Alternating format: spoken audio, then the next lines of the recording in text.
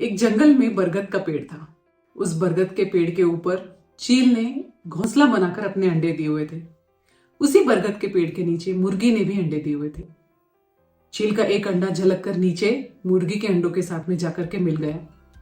समय बीता, जब अंडा फूटा और चील बाहर निकला तो अपने आप को मुर्गी के साथ में पाया। अब जैसे जैसे बड़े होता तो मुर्गी के जो बच्चे थे उनके साथ में ही बड़ा हुआ। उन्हीं की तरह आवाज निकालने लगा, जमीन को कुरेद करके दाने चुनने लगा और उतनी ही ऊंचाई पर उड़ सकता था जितनी ऊंचाई पर एक मुर्गी उड़ती है। जैसे जैसे बड़ा होता गया, एक दिन उसने देखा खूब आसमान में एक बहुत बड़ा चील खूब मजे लेकर के ऊंचाइयों पर उड़ रहा है।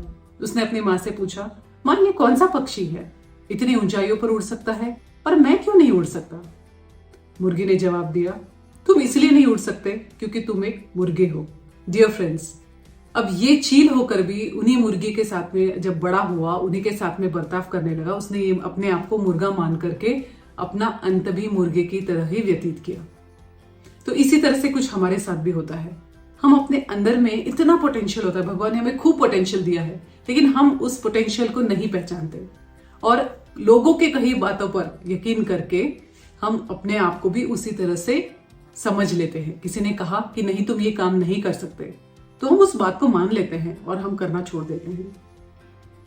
क्यों ना अपने अंदर के पोटेंशियल को पहचाने और जो हमें करने का मन करे उसको कर कर अपने आप को सक्सेसफुल बनाए। All the best.